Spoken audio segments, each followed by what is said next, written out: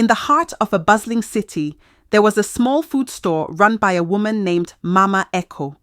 Every morning, as the sun rose, she would arrive at her corner with a steaming pot of food. Her food was always fresh, flavorful, and had a richness that could not be easily matched. But there was something odd about Mama Echo's store. Despite being in a crowded part of the city where dozens of other food vendors lined the streets, people came from far and wide just to eat her food. The line at her store never seemed to end. In fact, the line was often so long that it'll take dozens of hours to attend to all the customers at once. No one could ever figure out why her food was so irresistible. Other vendors tried to learn her secret, but Mama Echo would only smile mysteriously and say, "The food is made with love." Some speculated that she had mysterious powers, while others believed it was the spices she used. They believed that it's passed down through generations. Before Mama Echo's full store boomed, she was just a food vendor struggling to make ends meet. Her food, though, made with care and passion, simply didn't attract enough customers. No matter how hard she worked, her store remained unnoticed. The constant struggle left her exhausted and frustrated. One faithful evening, after a very stressful day, Mama Echo sought the advice of a renowned herbalist who lived on the edge of the city, far from the bustling street. The herbalist, an old man with deep-set eyes and a long white beard, was known for his mysterious ways and deep knowledge of ancient remedies. His reputation for solving seemingly impossible problems had spread far and wide. Mama Echo arrived at his shrine. Her heart heavy with worry, she explained her troubles, pouring out the weight of her hardships. "My food is good, but it's not bringing me enough customers. I don't know what to do anymore. Can you help me, please?" The herbalist listened carefully, nodding in silence. When she finished, he looked at her, his eyes narrowing slightly. "The problem lies not with your food, but with the energy surrounding you. The city, the people, they are not drowned to your spirit, your essence," he said, tapping his finger on the wooden table. "I can help you, but the price is high." Mama Echo, desperate for a solution, urged him to tell her what needed to be done. The herbalist looked her over with sharp eyes, as if reading the depth of her soul. He then told her the answer, one that made her heart race with a mixture of fear and curiosity. "There is an old ritual," he said, "that brings you the success you desire, but it requires sacrifice." It was said that in order to draw people to her, she would need to make an offering of her own flesh. The ritual, he said, will require her to cut a part of her leg with a cutlass. A deep wound that will never heal, but will ensure the success of your business. That piece of flesh will be taken and used in a sacred ritual at the herbal shrine. In exchange for the sacrifice, the universe would open its doors, and her food store would attract a crowd like never before. However, he warned, this wound will never heal. The pain will remain with you as long as you continue with the business every day. You must wash the wound with the water used for cooking, but it must be done in secret, away from the eyes of others. The prize seemed steep, but the weight of Mama Echo's dream pressed down on her. She needed to succeed. She had no other choice. With trembling hands, she agreed to the ritual. The herbalist prepared everything in silence. Soon, under his careful guidance, Mama Echo felt the sharp edge of the cutlass slice through her legs, leaving a wound that burned with intense pain. It was a pain that would never fade, neither with time nor with any medicine. As the ritual was completed and the flesh was taken, she felt a strange sensation run over her. A kind of power surged within her, as though the very earth had opened its arms to her. Her legs hurt from the pain. The herbalist stood behind her, his voice low and serious. Your path is now set.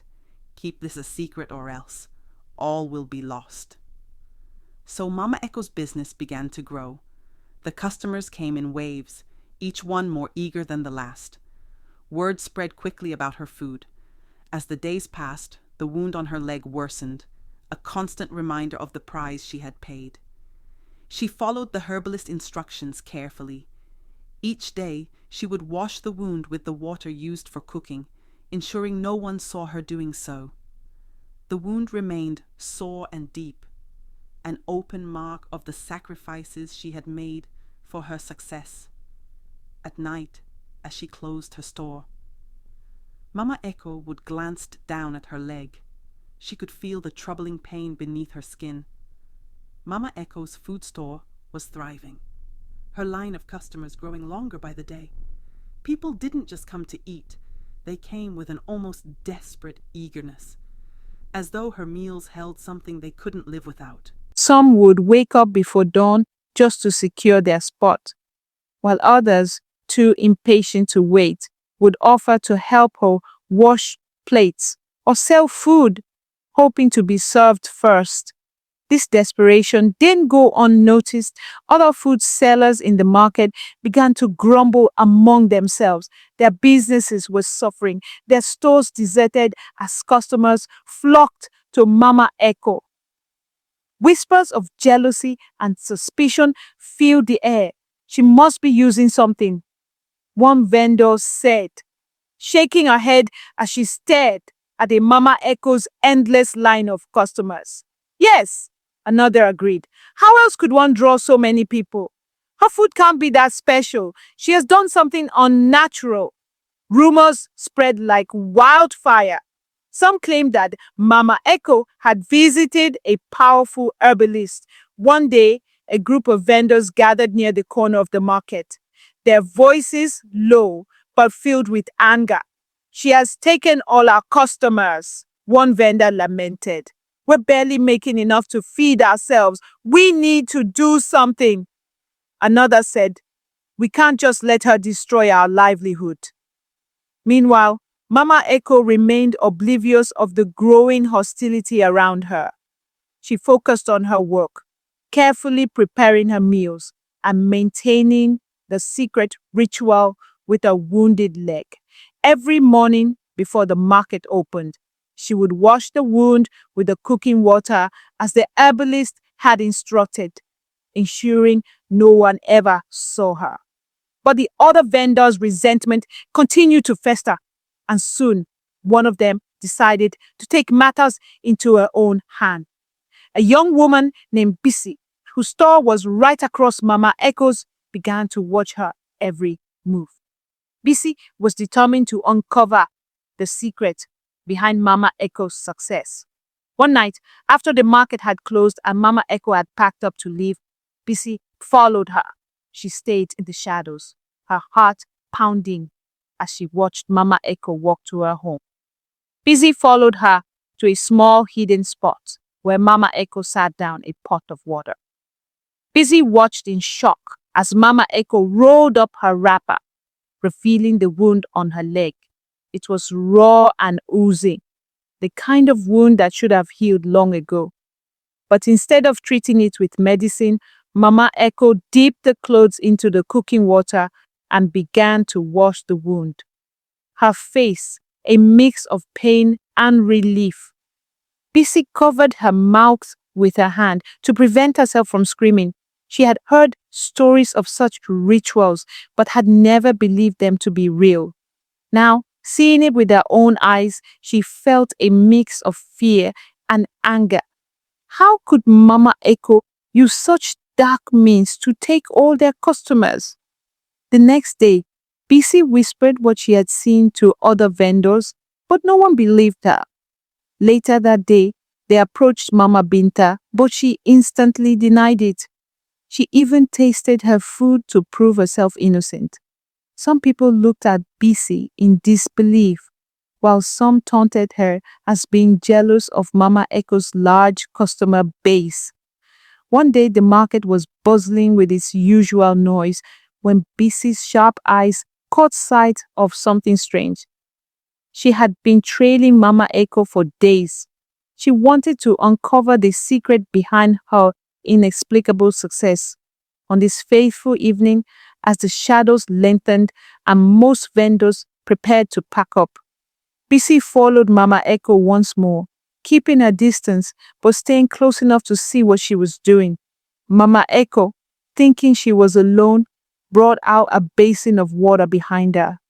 Looking at her leg wound, now swollen and oozing with a foul smell, she wept in pain, but carried on with her ritual, dipping a cloth into the same water she used to cook and wiping the wound. The flesh around the wound was dark and sore, maggot crawling out of the decayed skin. BC's heart raced. She could no longer contain her shock and disgust. "Mama Echo, what are you doing?" she screamed. Stepping out of the shadows, Mama Echo froze, her blood running cold. She quickly tried to cover the wound, but it was too late. BC's loud, piercing voice echoed through the market. "She's washing her wound with the same water she uses to cook," BC shouted, her voice trembling with anger and revulsion. "Everyone come and see. Oh, Mama Echo's secret is weakness." Vendors and customers turned towards the motion, their curiosity piqued. They began gathering around as she continued to yell. BC cried, pointing an accusatory finger at her. "You've been selling cursed food to people, using ritual to draw customers. This is why your line never ends." Mama Echo dropped to her knees, tears streaming down her face. "Please," she begged, her voice cracking. "I had no choice. I wanted my business to survive. Mama Binta, we've had enough. The people must know that I'm not lying anymore." Her shout echoed across the market, drawing an even larger crowd. Panic gripped Mama Echo as she realized her secret was unraveling. She could feel the weight of judgment in their stares, the disgust in their whispers, and then something strange began to happen. Mama Echo clutched her leg, her face twisting in agony as a sharp, burning pain tore through her body. The wound on her leg began to swell and burst, releasing a polluted, strange smell that filled the air. Maggot spilled out and the crowd recoiled in horror. "No, no!" Mama Binta screamed, her voice growing wide, her eyes darted around as if she was losing her mind. She gripped her face, her hair, her clothes as if trying to tear away the pain and guilt consuming her. The crowd watched in stunned silence as Mama Echo began to wail, her voice echoing eerily. Her movements grew erratic and she stumbled through the market. In the twinkle of an eye, she lost her sanity.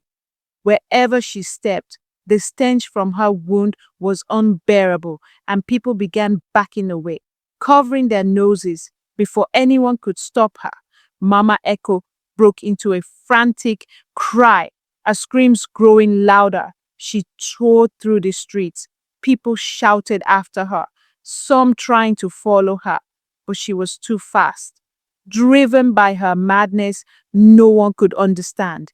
She ran towards the express road, her feet barely touching the ground. A speeding vehicle approached her. Blaring, the driver tried to swerve, but it was too late. In a twinkle of an eye, her body flew up and came down with a thud. The vehicle came to a halt. The passengers inside screamed with terror. Mama Echo lay lifeless in the middle of the road, her wound still open. The once bustling market fell silent as the news spread. Some said it was the spirits claiming what they owned, while others believed it was the weight of her guilt that drove her to madness. Mama Binta's story became a chilling tale whispered across the city, a cautionary reminder of the dangers of desperate ambition and the heavy price of dark secret.